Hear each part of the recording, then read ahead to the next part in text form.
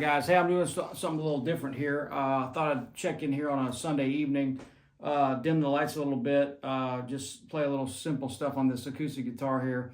I wanted to just share a little bit of kind of how I grew up playing music and what all this stuff kind of, evolved into and part of the journey, and just thought maybe some of you might find that interesting on just how this all happened. And the number one thing I can think of is, I just never had a plan with any of this. And so wherever I've ended up at this point has just been sheer,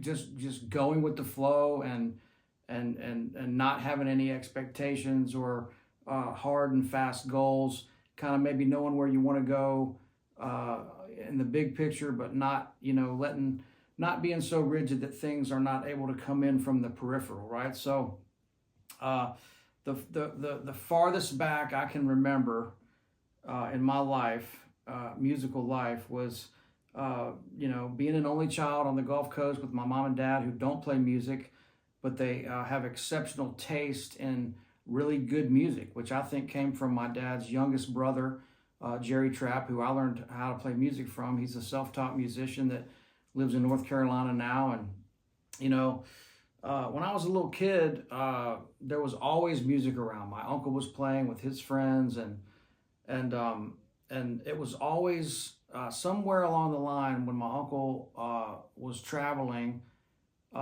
he discovered this music revolution, new acoustic music, bluegrass, Newgrass revival, John Hartford, guys like that. The music I was raised on was not classic rock, not top 40 radio. It was high-end musical nutrients, as our buddy Uncle Larry says. But those early times back then, it was just a lot of acoustic music.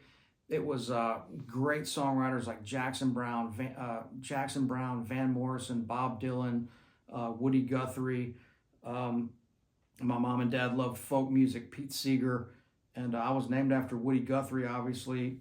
If you don't know that, just it's amazing how all this worked out. But just being around that environment. So my point of all this story is just to give you a little background of, I think, I'm not sure that you're born with natural talent or what it is, but I think definitely it's a product of your environment, and so growing up around that, when I was a little kid, my mom and dad would take me to these picking parties. We called them picking parties. And on the Gulf Coast, they knew all the bluegrass musicians through that small community down there, a lot of songwriters, some Irish music.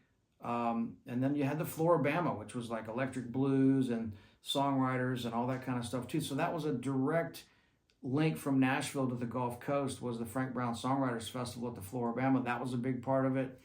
And so all these things developed naturally. But the earliest memories were going to these picking parties with my mom and dad. And I remember falling asleep, and my dad would throw me over his shoulder and carry me out to the car and take the 25 or 30-minute ride back out to the country to our house in Lillian, Alabama. And I just remember these really wholesome, great people playing music for all the right reasons.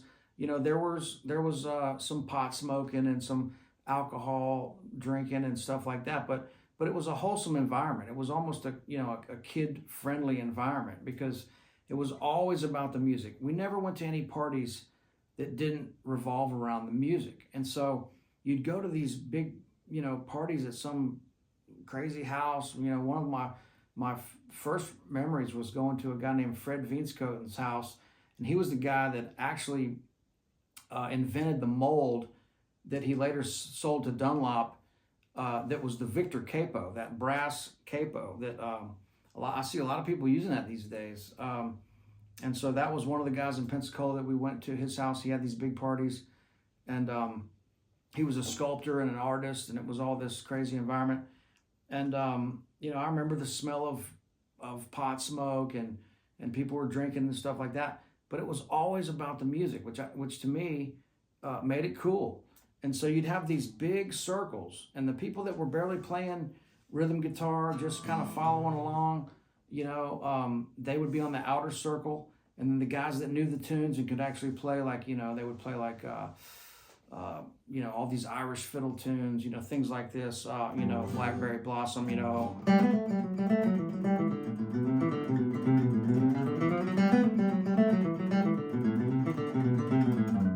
little fiddle tunes like that, uh,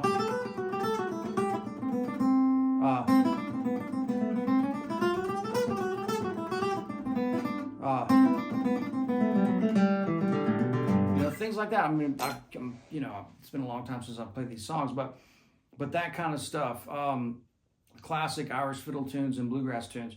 And so the inner circle were the hot pickers, and this held true to the years of going to bluegrass festivals as well, where everybody was doing parking lot picking, and they're playing around the campfire till the sun comes up, because hopefully there was a guy there that knew a lot of songs, and he could sing a bunch of songs and keep the thing going. So if you don't know songs and you're not singing songs, then you can't really keep the party going very long. So hopefully there was that guy around that could just keep the songs going, And so I think being a product of that environment, your ear, if you're a kid around that environment, your ear is growing before you even have a chance to put your hands on the instrument. So, when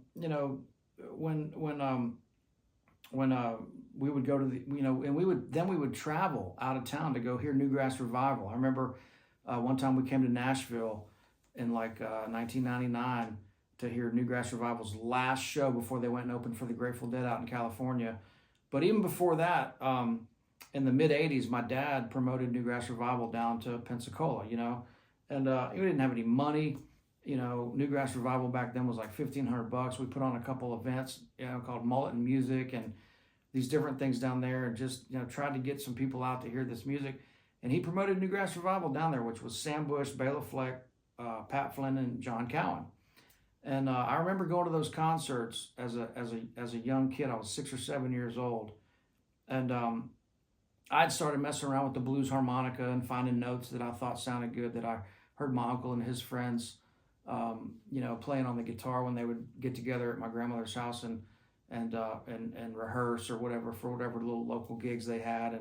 And when they'd take a break and go smoke weed and mix a drink, I'd grab their guitars and start noodling around on those, And so that was around 6, 7 years old. And when Newgrass Revival came to town, I remember going to those concerts and hearing Sam would open up with the fiddle with some delay on it, and he'd play this real amazing stuff, just real soulful stuff. And I remember the hair on my arms would stand up because I felt something from this music. And I think that's when it really, really, really hit me. I was like, man, I've got to figure out a way to create those sounds that move me on this instrument. And I'm not sure if I've done that successfully yet. But when I started getting into a lot of the heroes that I've ended up working with now that I've been in Nashville for 25 years, but Jerry Douglas, Mark O'Connor, Bela Fleck, Strength in Numbers with those guys, Edgar Meyer, just hearing these virtuoso musicians and having my uncles play me, some jazz stuff early on when I didn't really understand it, and just to get exposed to what that music was, a lot of world music and stuff like that. And then as my family members started seeing that I had a knack for music or an interest in music, I would play with my uncle every day after school, and we would learn songs. I remember listening to a lot of Tony Rice records and stuff like that. And around the same time, I was getting into the VHS tapes. My mom and dad, I think, probably got me some homespun tapes with Tony Rice, and I would learn as much as I possibly could off those Tony Rice records, all this kind of, all the classic Tony Rice licks, learn how to do a proper G run, the Tony Rice stuff like this. And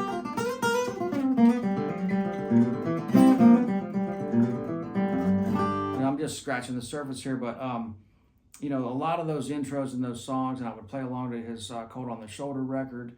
And at the same time, my uncle had an old ES347 Gibson laying around with a little Fender amp that you could overdrive. He taught me how to overdrive an amp for the first time, where you you turn the master volume all the way up and the gain up a little bit if you want it clean, or the gain all the way up, and then you work the master volume up to have it dirty. So I learned how to distort the amp, and I'd play along to Allman Brothers records, and I eventually, I think somebody loaned him a record collection or needed a place to store it, and that opened up another bin of some music, some Leonard Skinner records, Johnny Winter, probably some B.B. King and some classic blues stuff. And I just started figuring out those notes that I'd found on the harmonica, on the guitar, maybe some,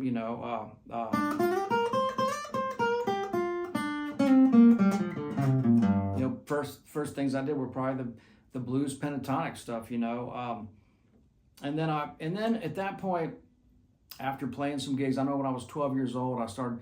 At that point, I'd been playing some mandolin and some acoustic guitar enough to where I got hired by a local bluegrass band down there to play on Pensacola Beach every Wednesday night. And there's a bunch of stories from that, crazy drives out there with this old fiddle player that used to drive me to the gig. I wasn't even old enough to go to the gig yet, drive myself to the gig yet, and I would ride with him, and there was all kinds of crazy stuff.